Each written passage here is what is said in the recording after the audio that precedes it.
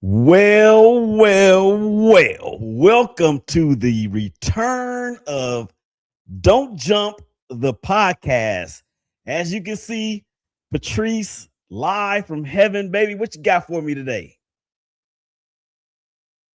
She said, hurry up and get on with the show. All right, Willie Epting Jr., of course, Don't Jump the podcast, making its return for the first time in a few months. We have a very special guest lined up for you guys. I'm going to introduce her and bring her in here in just a second. But I do need to tell you guys that we are still continuing to do our thing. And this, of course, is being sponsored by Don't Jump Life Coaching Solutions and presented exclusively on the Shakeback Media Group. As I said, we have a very special guest. She is a phenomenal mom. She is an advocate for women, moms, families. I met her in a class that we were taking together. And ever since that day, I have been in awe. And you know what? I tell you like this. Every time I'm in her presence, I get a little bit smarter. We're going to bring her in here in just a second. Her name is, of course, Dr. Rachel Larue. You've heard of Dr. Dre. You've heard of the other Dr. Dre. Well, this is Dr. Ray. And we're going to bring her in here in just a second. But before we do anything, you already know what we got to do. We have to go ahead and get this thing kicked off the right way. So let's go.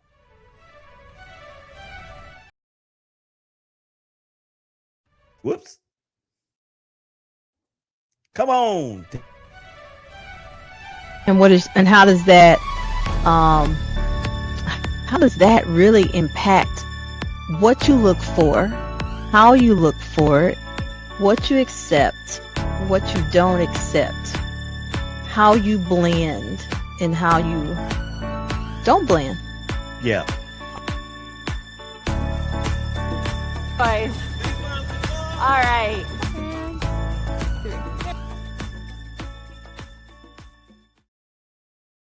Right, hey baby, I miss you so dearly. I can't believe that we're coming up on a year, and it still feels like it was yesterday. So I see you up there in the corner looking as fine as you always have. But we're gonna go ahead and bring in Dr. Rachel Larue. She's got some very important details and things that she needs to express involving a topic, frankly, that just in my own mind, Rachel, I don't know if enough people know about it, but they're going to find out about it today. So welcome to the show, Dr. Rachel Larue. How are you doing, my sister? I'm doing well. Thank you so much for that, Dr. Ray. You know, I never put that one together. I think I should try to coin that. I literally just made it up last night because I was thinking to myself, you know, I have different ways of introducing the show, whether I have a guest or not. And it usually is something that is very unscripted and very organic. Mm-hmm. But last night, as I was making myself dinner, I said, I got Rachel coming on tomorrow. I got to think of something clever to say. And then it hit me, Dr. Ray. How you like that? It's good. It's great. All right, very good. Okay, so first of all, welcome to the show, and everybody, welcome back to the Don't Jump the podcast. As I said in the intro, it's been 3-4 months since we've done this, and you know I'm going to explain that in another episode because this subject today, as I said, Rachel, is really important, and I don't know if enough people know about it, but they're going to learn today, as Kevin Hart once said on stage. So. But before we actually get all of that in play, we do need you guys to do a couple things for us, if you don't mind. And that is, here we go. Yes, we need you guys to go out there. Well, first of all, welcome back. Go out to the Shakeback Media Group's YouTube page and hit the subscribe button. Hit the thumbs up and then hit the bell for all brand new content. We would appreciate it. Okay, Rachel, before we get into the meat and potatoes of the show, I want you to tell everybody out there that is watching and will be listening on all your favorite platforms as far as podcasts go, as well as Facebook, as well as Instagram, and Instagram for Don't Jump, and Shakeback Media Group. Tell everybody out there a little to known fact, or a known fact that little to no hardly anybody knows about you. Mm-hmm. Yeah, I was trying to think about this one, and you know what? I really think it's that a lot of people assume because I have a stronger personality that I can just chat it up with anybody, Mm-hmm. but small talk is hard for me. I like to just like jump into, I want to know everything from the get-go. Let's just talk about your hardest problems. Let's talk about what's hard about life, what we're going through, how can we come alongside each other. And so small talk is actually like in a public setting, a big group setting, it's a little bit harder for me on that side. I would have never really I would have never believed that if Yeah. I didn't know what little about you that I do know, I wouldn't have never guessed that. Yeah. No, Well, yeah. A lot of people think it's like, I guess the internal processing is just so different inside than like what shows outside. But I'm like, all right, what are we gonna ask next? Like, yeah.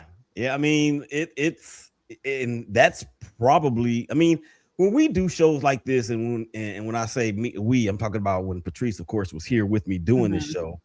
show. And we would do like different series of shows celebrating Women's History Month or whatever. That is a question that we would ask each and every guest. And I can tell you right now that that is the first time I've ever heard that particular answer. It's just like the deep conversation in me to just put something out there, so not surfacey.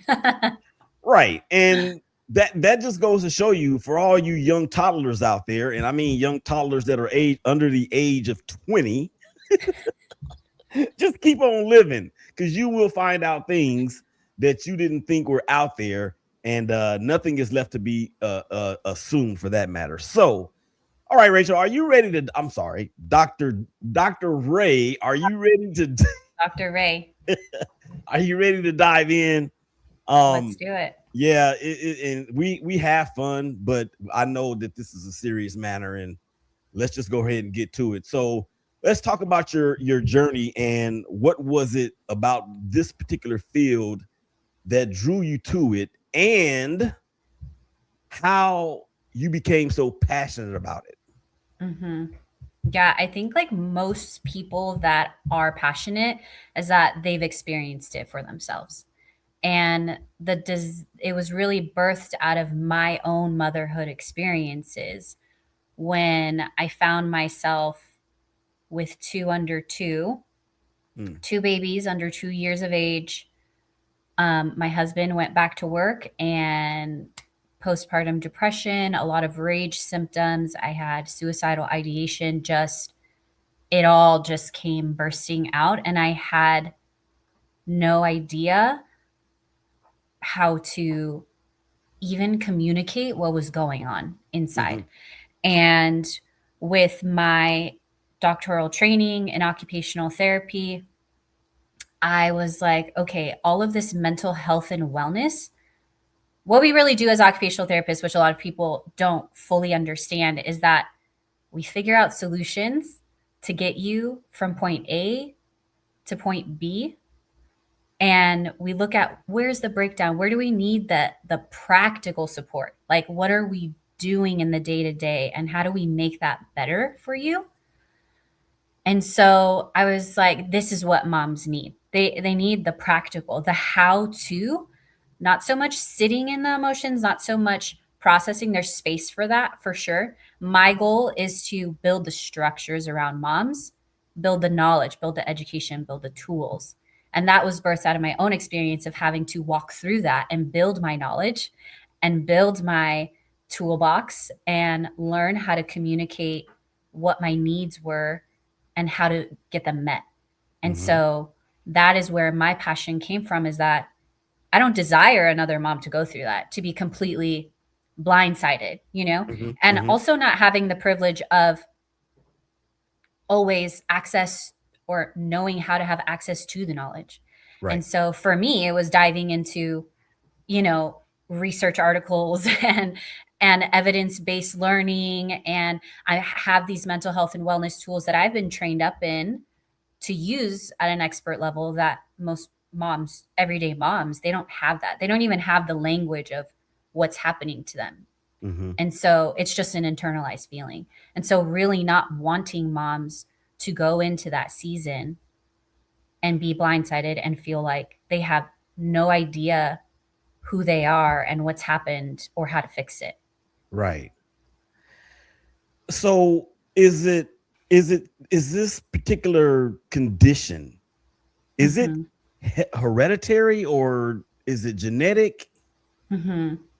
So perinatal mood and anxiety disorders, with any disorder, there's always going to be it could be how your genetics respond to stress. And so we all have different preset, which is a concept called epigenetics. Do you know about that? No, explain. Okay, so epigenetics is the idea that past trauma and stress from our ancestors, so grandparents, parents, they are genetically inherited. So we may have higher cortisol levels on just our baseline, our stress levels. That's our cortisol. We may have specific heightened responses to trauma in a way that has just been ingrained in our DNA. So there is always there's always a leaning toward that. And then there are also what we call, as occupational therapists, environmental factors. So that would look like, specifically for pregnant and postpartum women, your partner, how much are they supporting you? What I like to call in layman's terms is your village. What friends, what parents, what cousins, what aunts, what, community do you have that you feel known and loved and safe and cared for? We can look at environmental factors such as your home and what does that mental load feel like? How is your home running? How can we reorder it to take the pressure off of you? And then we're also talking about your nutrition and and it's so big with moms because it's like, how are you refueling? We have literally given everything to our babies, almost as much as our bodies can bear. It takes from us to give to our children, rightfully so. It's a beautiful process. However, most moms are not educated in the need to replenish it and how much that is really linked to perinatal mood and anxiety disorders. And like most other tests, cognitive tests or otherwise, is there something out there that a mom or a potential mom or an about to be mom, is there a test out there that can be administered to see if they qualify for a potential, I guess, going into that particular situation, if it does exist? Are you talking about kind of assessing, looking at how risky it is for them to get it, or more like how they're diagnosed? Yeah, well, how risky is it for them to get it? Yeah. So there's, to my knowledge, there's not a pre-assessment. However, in my research, there are key factors that are going to either potentially make it harder and more likely, or make it less likely. And so those are the factors that I really hone in on, which is partner support communication.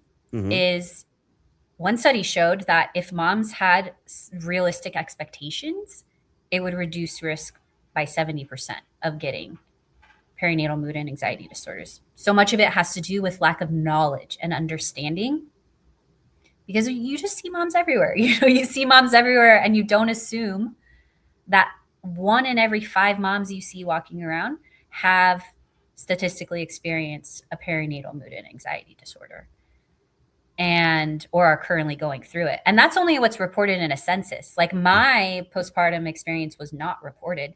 I know a lot of moms where it wasn't. So from my clinical standpoint, I would think it's even higher.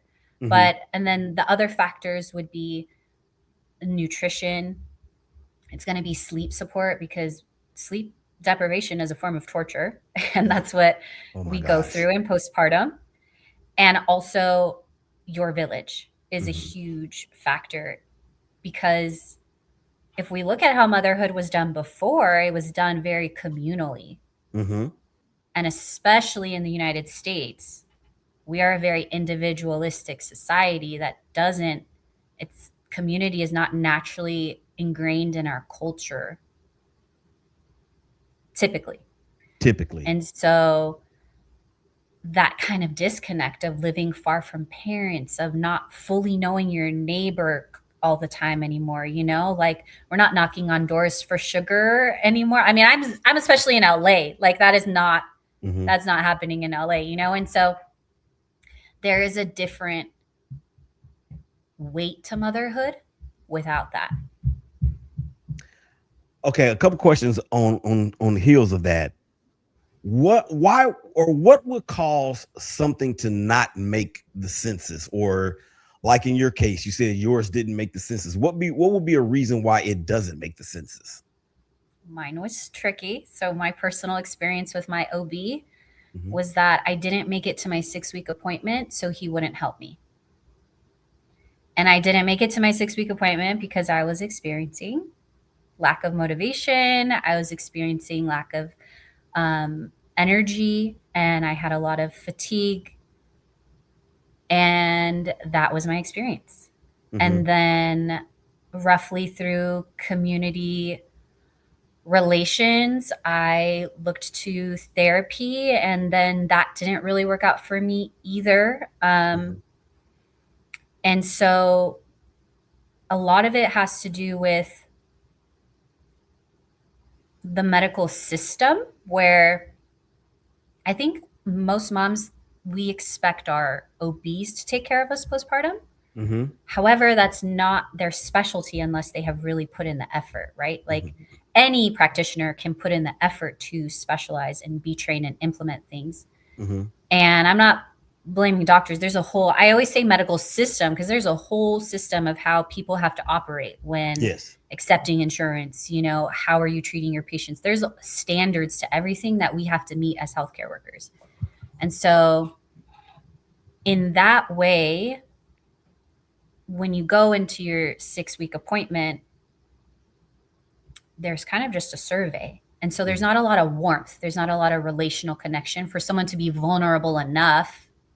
I've had moms come to me and say, I don't want to tell anybody because I feel like I'm going to lose my kids, or they're going to think I'm crazy, when they're going through. So the emotional safety, when you're going through, like, I don't know, I don't feel like I can wake up in the morning, and it's like, okay, well, are your kids feeling fed? Are you, like, it's kind of like questions kind of spiral. And more often than not, these are just experiences that take a little bit more safety, a little bit more, hey, I understand like what you've been through. I understand the thoughts that are happening. And then let's also, it is more common for a mom's postpartum depression or perinatal, like whether that's postpartum anxiety, postpartum OCD, it's more likely for it to come about later on, not in those first 6 weeks. And that, go ahead. I'm sorry. Go ahead. Yeah. And that's more in the like 4 to 6 months range. So by then your postpartum care is like completely gone. You don't have a point person unless you've sought it out as an individual. Wow. There's so many unknowns to this, to where if especially from a man or from a father standpoint, if all of these things are going on with his wife or his significant other or whoever, what would be some of the signs that men or fathers can look for in order to better support their wife or their significant other from the perspective of them feeling that safety that they need. Yeah, that's huge because I went through that in my marriage with my husband, where at some point he was like, okay, this has been going on too long. I think you're just not willing to be nice, basically at the end of the day. And when women don't have the knowledge, how can we expect men to understand us, right? If we can't even understand what we're going through ourselves and we can't put words to it, that expectation that a husband should naturally know how to support something is, I don't hold men to that standard, or husbands. And so the education piece of husbands being able to, first, it's, I always take my clients through, what are you like in your most vulnerable, on your worst days?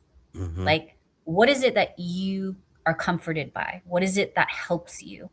And Mm-hmm. so it's mostly about the mom, the wife, identifying those things for themselves and being able to communicate that to their husband.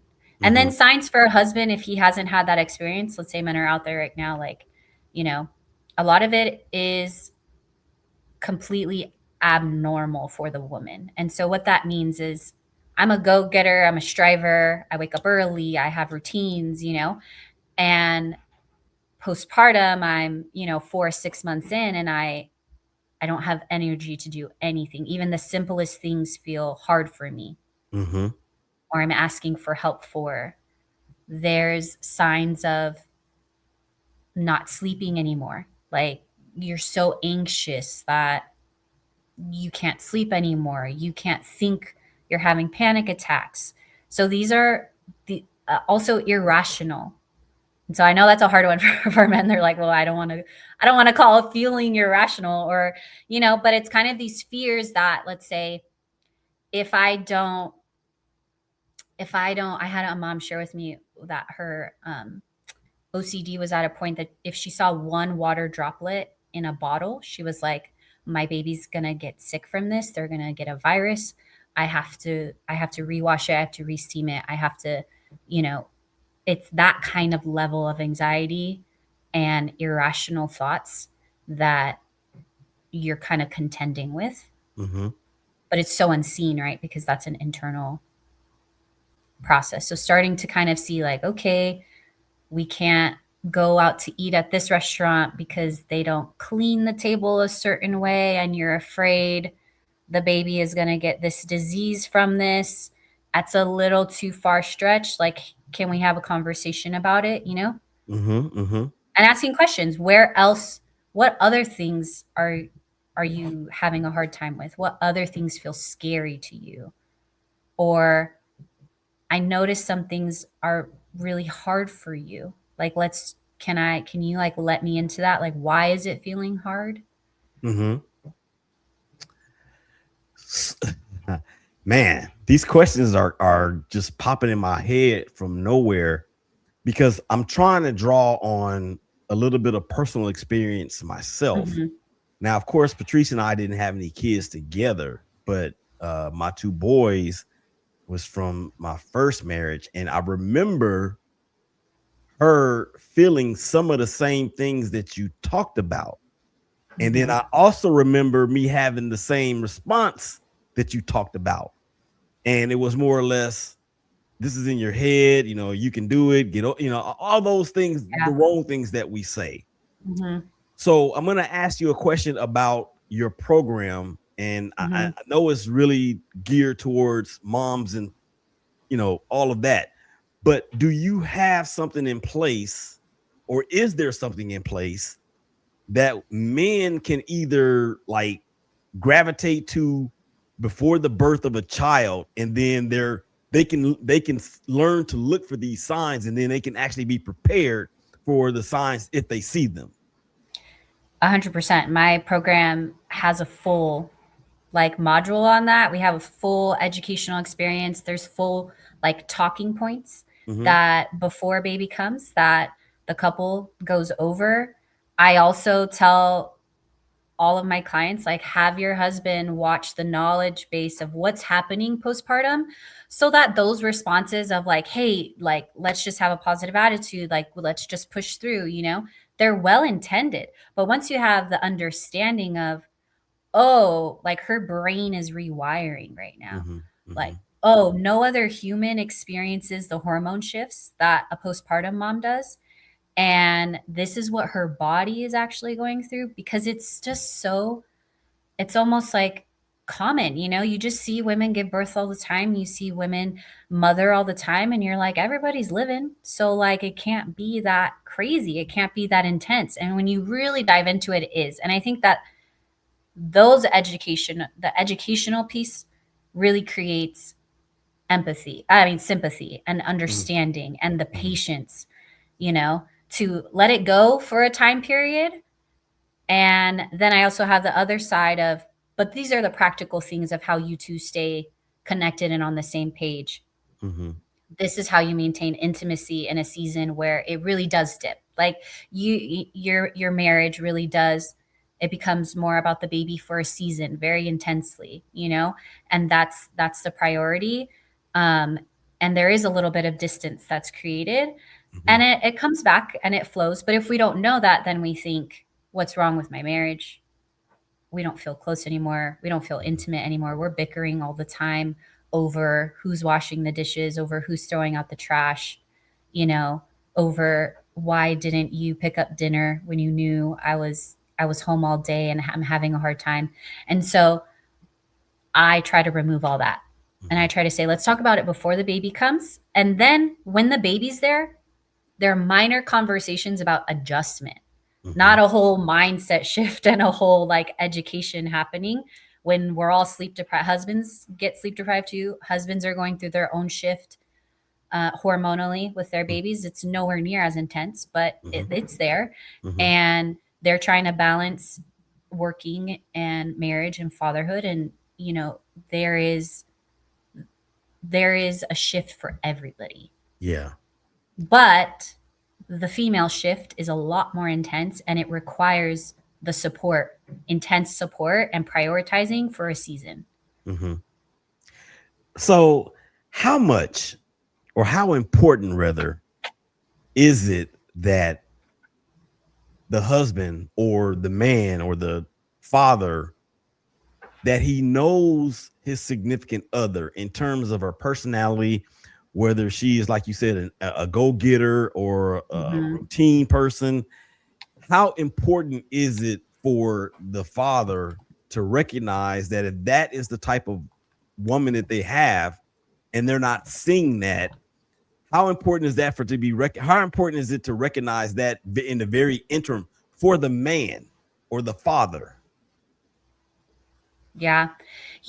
Partner support is one of the most protective factors. And so when I say protective factors, that means that it's going to protect a mom from getting perinatal mood and anxiety disorders. Mm-hmm. And I think it's really important.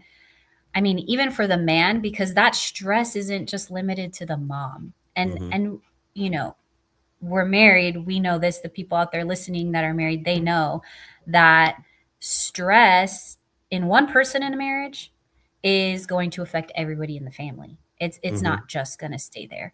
And Mm-hmm. so the husband, I will give my husband as an example, a lot of confusion.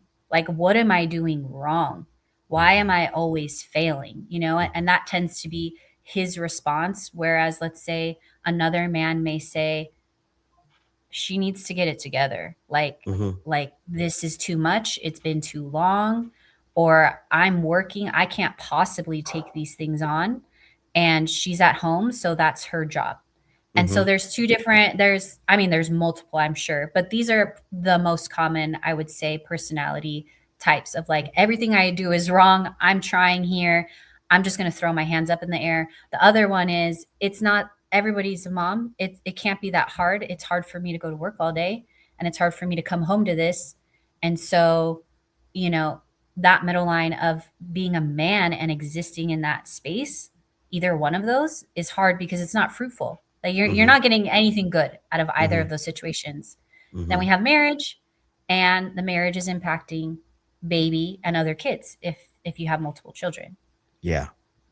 I There's a actually whole trickle down. I Yeah. was actually going there next. Yeah.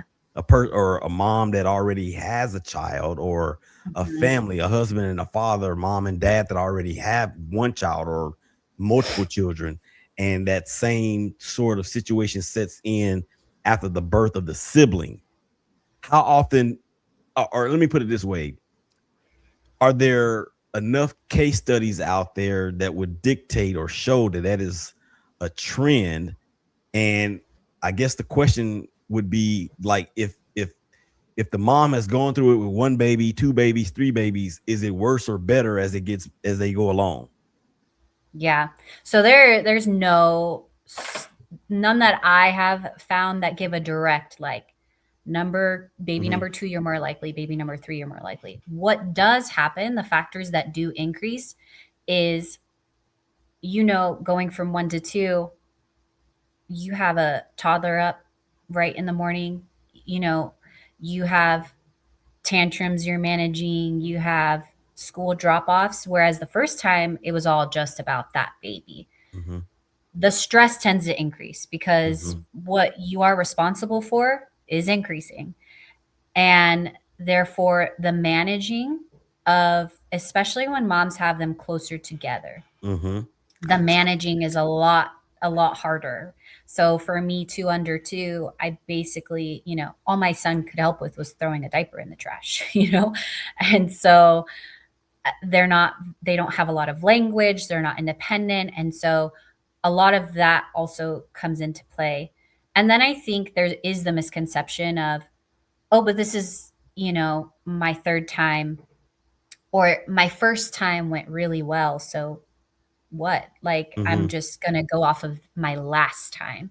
Hmm. And so that's also a misconception. Like for me, it was my second time. There's another mom that recently reached out to me who's afraid for her third postpartum because her second was really, really, really hard. And Hmm. so there's always that combination of your genetics, what's your environment like at the time, your support, all of those things. And then I also feel like I also am adding this in from my clinical observation is it really has to do with, does a mom even really know what went right last Hmm. time and what went wrong? So are we just saying we had a good experience? And do we actually know what that amounted to, though? Do we actually know what we did, and how do we repeat those things in our second one? And do we know what was hard about it? And so that we can put in supports to know, okay, this might be a little harder. Hmm. And we can't plan for everything in the world, right? But we Hmm. can have a foundation that we pivot from. I like to call it like a roadmap. So Yeah. Yeah. if you turn, make a wrong turn, you know how to turn back. Like you know how to get back to where you wanted Uh, to go. yeah, and I look at it as I was in the military, so we would call it PMCS, which is preventative maintenance checks and services, before we actually took Mhm, our vehicles out on the road. I mhm, want to ask you one more question, then we'll get into your message and then your social media handles, and how people can find you and your website and all that. But do you come across a lot of moms that are single moms that may not have that support from the dad? And what does that look like? And if that is the case for people out there that may be watching and ultimately will be listening. Oh, by the way, guys, I forgot to say this. You guys out there watching on Instagram, please drop your comments down below. If you have any questions for Dr. Ray, give them to her and we will shout you out on the air as well. But uh, so do in that instance, um, single moms that don't have that support or that safety from the dad or the man, um what do you speak to, or how do you speak to those women in terms of getting through this season or that particular season? mhm. You know, I would say that I have not experienced as much reaching out from Hmm. single mothers as I do people with partners, women with Hmm. partners. And I would say, especially for a single mother, first off, it wasn't God's design for this to be done alone. So it's going to be a harder transition. And I would say gather as much support as you can while you're pregnant, and don't believe the lie that you have to figure this out on your own, because there are a lot of resources for single mothers, and I would say take advantage of it. Don't be shy, don't be ashamed. Like, you're going to be a mother, you're bringing life into the world just like a married woman, and that doesn't make her any less or any less worthy of that, additional support. And I think that there is a lot of like, okay, like, I need to figure this out myself, I'm alone, like, let's just figure it out. And I would just love to, in this moment, like, push back on that and say, no, like, you're worthy of support, and you're worthy of being cared for and prepared. And I think that the biggest area for that would be hands-on support. This is so powerful, and thanks to you, my IQ just went up another 2.5 points. But it's I never even envisioned having this conversation with anybody ever.